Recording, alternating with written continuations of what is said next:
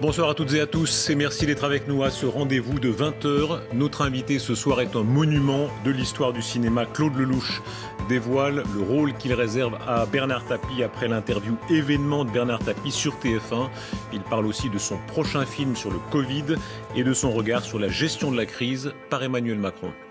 Au sujet du Covid, justement, Olivier Véran lance aujourd'hui un appel solennel. La règle, dit-il, est qu'on ne jette aucune dose. Une des causes, mais ça n'est pas la seule, est que beaucoup de gens boudent AstraZeneca. Des milliers de créneaux de rendez-vous ne trouvent pas preneur actuellement en France.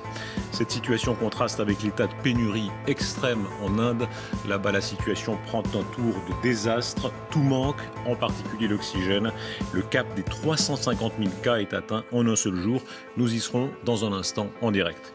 Enfin, avec les éditorialistes encore, nous revenons sur la tribune des hauts gradés dont beaucoup sont à la retraite. Le gouvernement agite la menace de sanctions. On en parle avec nos éditorialistes et l'amiral Alain Coldefy.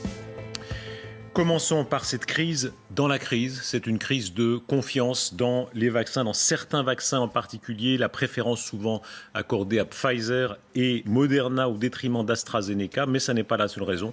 Il y a aussi du Pfizer non utilisé. La situation est telle que le ministre de la Santé lance un appel solennel. Il fixe la règle. Il n'est pas normal, dit-il, de perdre des créneaux de rendez-vous pour la vaccination. On va l'entendre.